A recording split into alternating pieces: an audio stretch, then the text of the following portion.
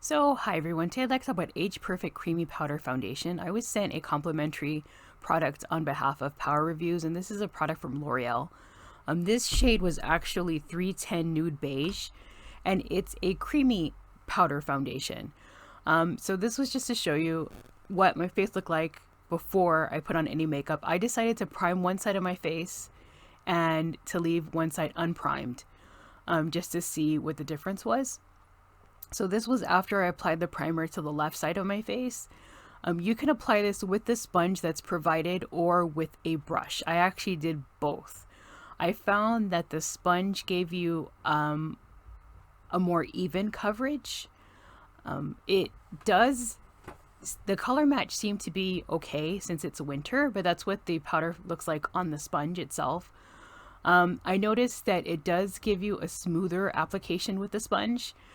With the brush, it is a lot dustier and you do get powder everywhere, and the coverage is a lot lighter. So this was what my face looked like once I was done applying both sides of my face, and that was just to show you that the foundation washed well off the brush that I used. So this is what my face looked like in natural light. Overall, again, since it's winter, the color match was fair. It wasn't too bad. Again, the actual coverage may vary depending on how much you put on. And this was at the end of the day. I noticed that the primed side of my face seemed to last a little longer than the unprimed. But I still did notice some patches were basically a little dusty looking. And some of the foundation did kind of start to lift. So stay tuned. So hi everybody. So once again, today I'm talking about the L'Oreal Paris Age Perfect Creamy Powder Foundation, and this is what it looks like. And this again was in shade 310 Nude Beige. This was a complimentary sample for review and testing purposes from Power Reviews. So overall, the coverage was okay. Again, I'm not really someone that wears powder foundation on its own. I usually do it maybe like more as a setting powder than just my straight foundation. But the color was okay. I did notice that it was a little lighter than my usual color, of course, and since it is winter, sometimes color matching can be a little harder. Again, it does include a sponge, and the sponge is very pliable and very easy to run across the face.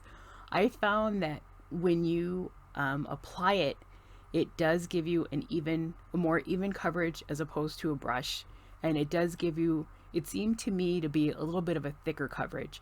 With the brush, it seemed a little too light, and I noticed by the time I was done, it was all over my shirt and all over my jacket, and it was a big mess. But I think for someone that just needs light coverage maybe, or medium coverage, if you're somebody that just likes to wear powder foundation, this may work for you. Overall, I didn't have any issues. I didn't have any skin irritation or anything like that. I didn't have any adverse reactions, but I did again notice that by the end of the day, like, my cheeks looked kind of powdery and dusty.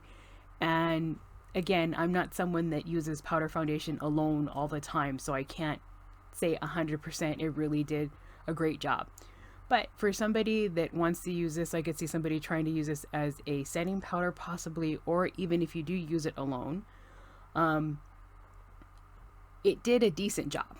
Being that it is a powder foundation, you will probably have to touch up depending on your activities and or weather conditions, but overall I thought it wasn't too bad.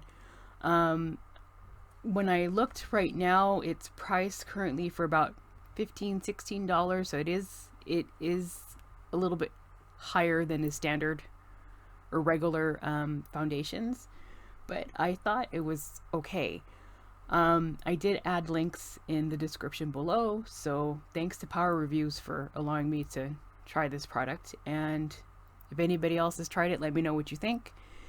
They have a variety of shades, and again, I've linked L'Oreal's page so you can see all the list of shades as well.